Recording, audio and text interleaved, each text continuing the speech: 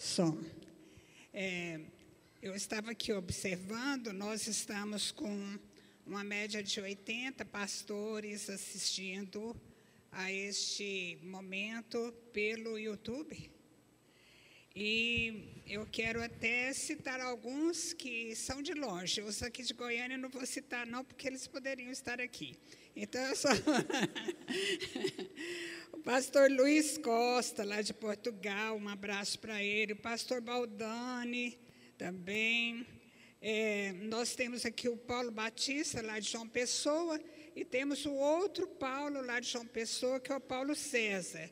Inclusive, no final, apóstolo, eu gostaria que você orasse pelo Paulo César, lá de João Pessoa, que ele está hoje com Covid, com 50% do pulmão tomado, está no hospital e pediu que nós orássemos por ele, tá bom?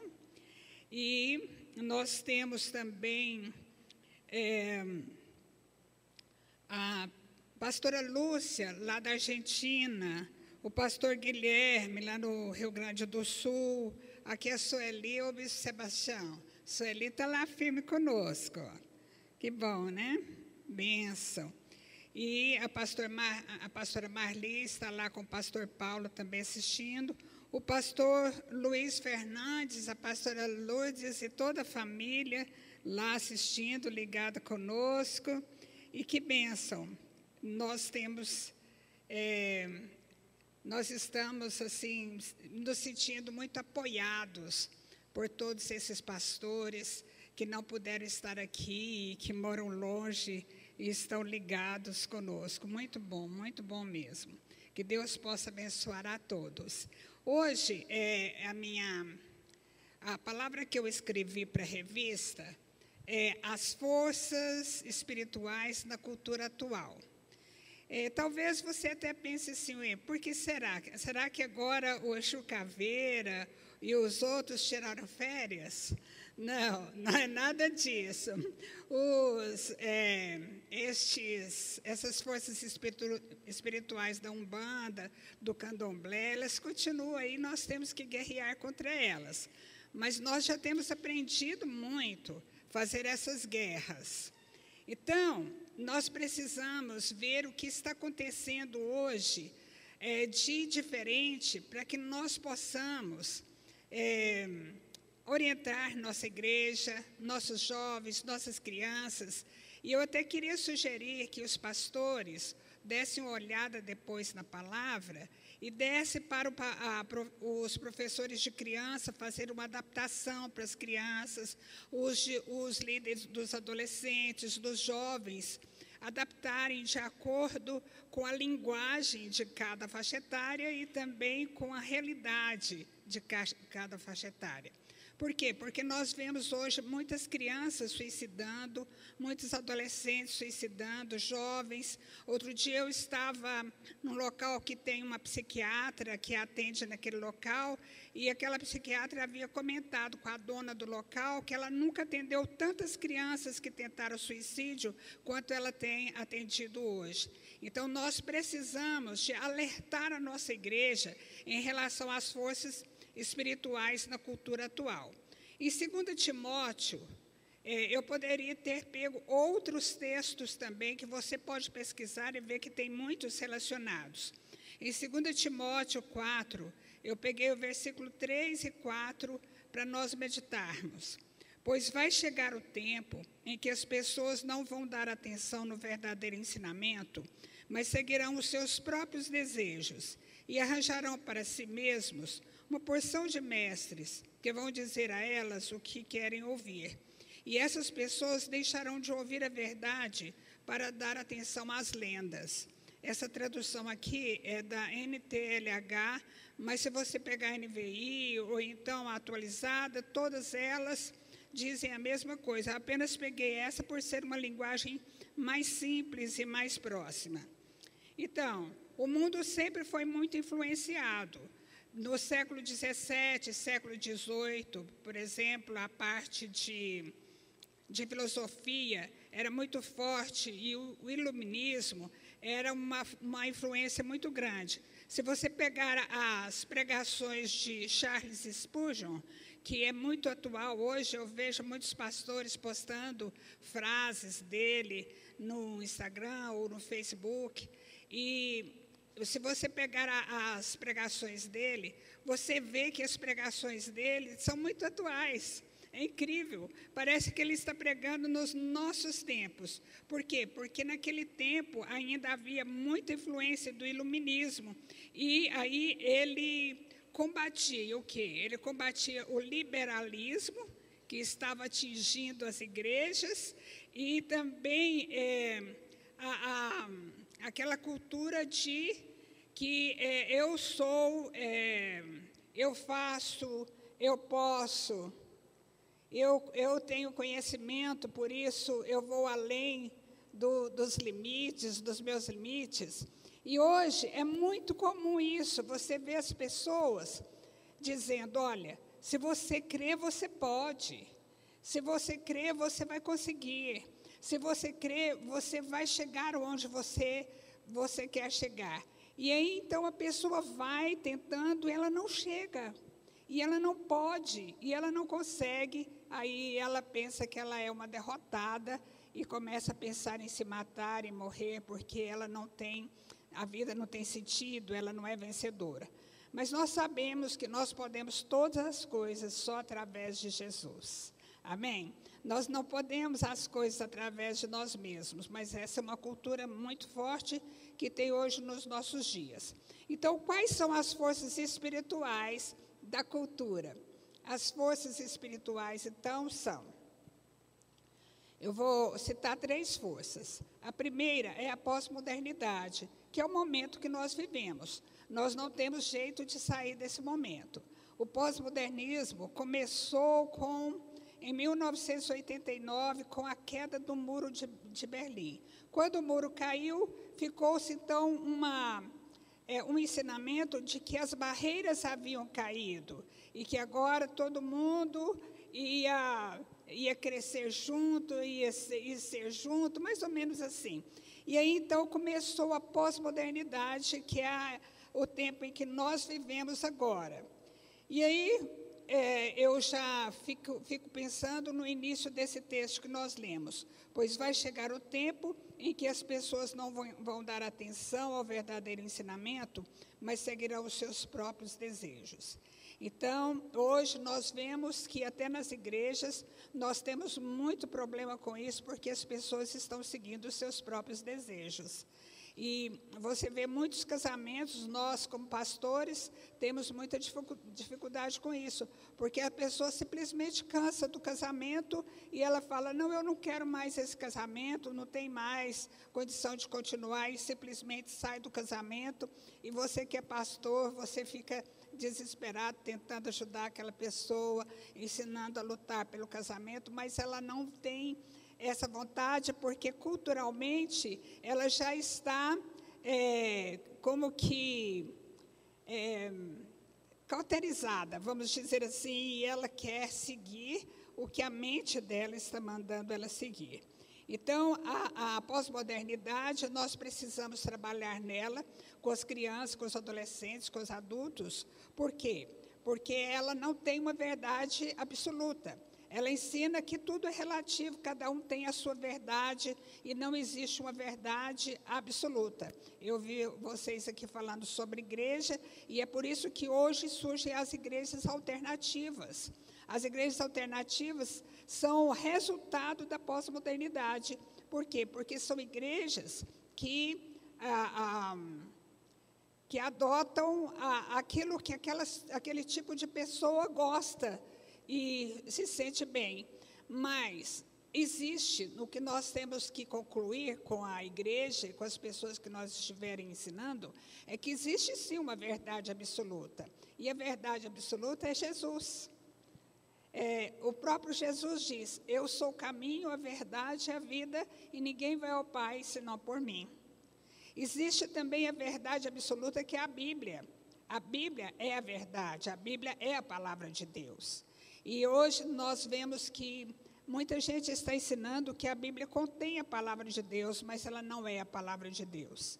E nós precisamos, então, ensinar isso. A Bíblia é a palavra de Deus. Precisamos levar essas verdades absolutas para o nosso povo, para a nossa igreja. A segunda força espiritual é a globalização. Nós vivemos hoje num mundo globalizado. O que é a globalização? Bom, todo mundo ouve falar disso e às vezes nem sabe o significado. Mas é uma forma de aproximar as pessoas em escala mundial. Então, hoje, o mundo todo está trabalhando nisso. Quando você viaja, você vai querer comer alguma coisa lá na França, por exemplo, e você não sabe ainda escolher um restaurante francês. O que é que você vai comer? McDonald's. Porque tem McDonald's no mundo inteiro, e é tudo igual, não é? E você quer alugar um carro. E aí, chega lá, você pensa assim, qual carro que eu vou alugar? Mas é muito fácil, porque as marcas que tem lá, tem aqui também. Porque o mundo está globalizado. E isso é um objetivo da globalização. Mas isso não é ruim, claro que não. Isso não é ruim. O que é ruim nessa globalização? Bom, o lado negativo dela é o seguinte, é o lado Babel da globalização, vamos dizer assim.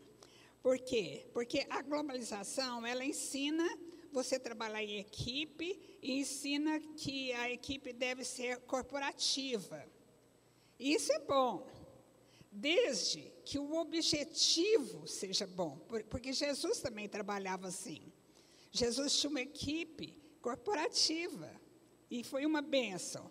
Mas Babel, o pessoal trabalhou com um objetivo só, tinha uma equipe muito unida, todos ali, um ajudava o outro, um fortalecia o outro, e eles foram construindo aquela torre, e a vaidade tomou conta deles, o orgulho tomou conta deles, eles se sentiram poderosos com aquilo, então veio Deus e separou todos eles, e misturou, e separou todas as línguas, tirou cada um para o seu canto, e eles não conseguiram mais terminar a torre, porque eles já não falavam mais a mesma língua.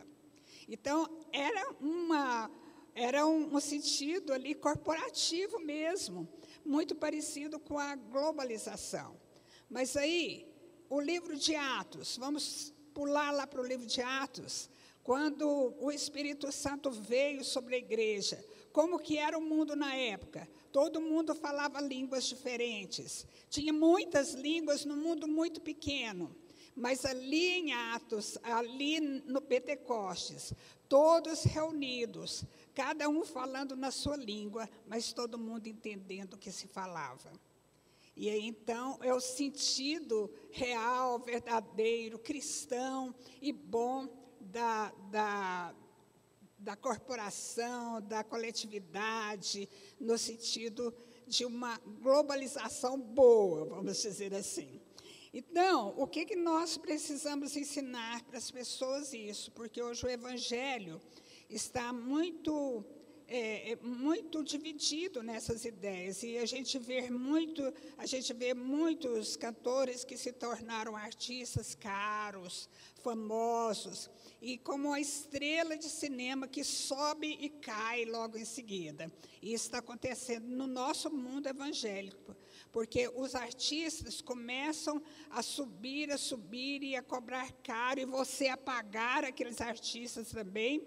E quando você vê que ele está lá em cima, ele desaparece, ele cai ou em pecado ou não, mas desaparece de alguma forma, porque Deus não deixa aquele homem, aquela mulher, no nome dele, se tornar famoso por muito tempo.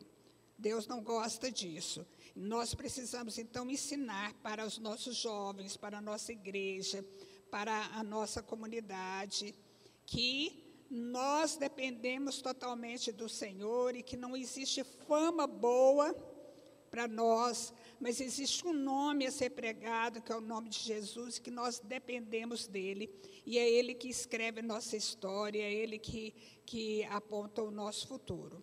O terceiro, a terceira força espiritual é o consumismo.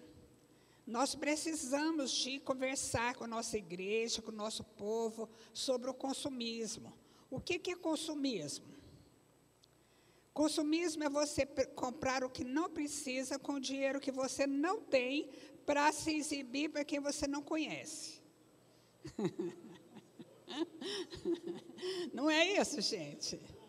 Então, olha, é isso que é consumismo, mas nós somos tão consumistas, e o consumismo vira um vício. Eu conheço pastora que tem coleção de sapato. Você chega nela, ela tem um quarto de sapato.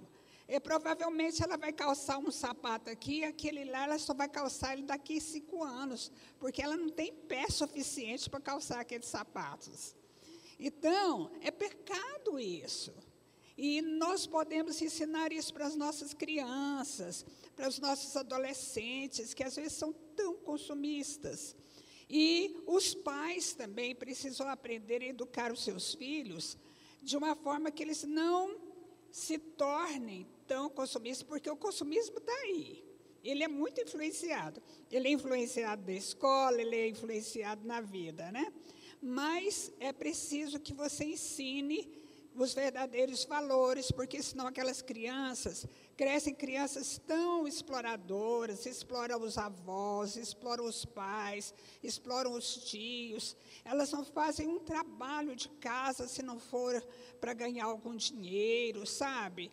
E você precisa de ensinar a sua criança a ser um voluntário e trabalhar porque aquilo faz bem para ele. E por falar em voluntário, eu quero aproveitar aqui, ou se não mais pedir para eu aproveitar, para falar para vocês que hoje nós temos um voluntário em missões, que é o pastor Kiko e a pastora Lu. Eles são voluntários, eles não ganham nada para trabalhar, porque tem muita gente perguntando quanto que eles ganham para trabalhar como secretário de missões, eles não ganham nada.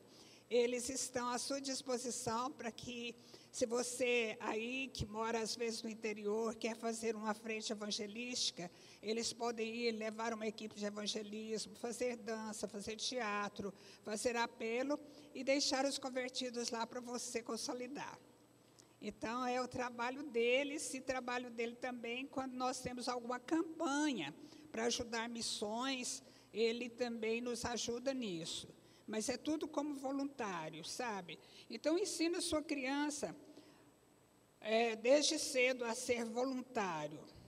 O que nós vamos aplicar nessas palavras? A aplicação vai ser, você vai aplicar levando as pessoas a combaterem o consumismo, de forma a aquelas crianças a crescerem menos interesseiras, e também você vai ensinar as pessoas a usar a globalização boa, que é a internet, por exemplo, para pregar o evangelho a toda criatura, porque Jesus disse que, no final dos tempos, o evangelho seria pregado a toda criatura. E hoje, o veículo bom para isso é a internet, online. Você está pregando, quando você está pregando, o mundo inteiro está vendo a sua pregação e ouvindo. Então, nós precisamos, isso faz parte da globalização, mas é preciso saber usar para o bem. Saber usar para o bem. Então, isso você vai estar incentivando os seus pastores a usarem o Facebook ou o Instagram, não para fazer desabafo, não para falar mal do outro, mas para pregar o evangelho. Às vezes a gente vê um pastor fazendo cada desabafo no Facebook e a gente fica com vergonha, sabe? Desabafo você fala para Deus, é lamento que você faz para Deus, não é fazendo isso publicamente. Isso não vai te levar a nada, não vai te ajudar em nada. Então, nós precisamos de usar estas ferramentas que nós temos para divulgar o evangelho. Assim, nós vamos ser pós-modernos do bem, vamos ser globalizados do bem, né?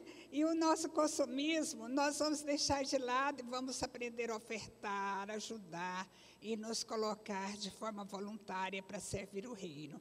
Amém? Então, em suma, essa palavra abrange estes assuntos. E eu quero incentivá-lo a preparar essa palavra bem, para que a sua igreja possa entender bem e também levá-la para todas as faixas etárias. Amém? Então, se não mais, não esqueça de orar pelo pastor Paulo César, lá de João Pessoa, no final, tá bom? E agora é o pastor Marcos, que vai estar aqui falando a palavra que o bispo Sérgio escreveu. Ele é discípulo há muitos anos do bispo Sérgio e falam a mesma língua.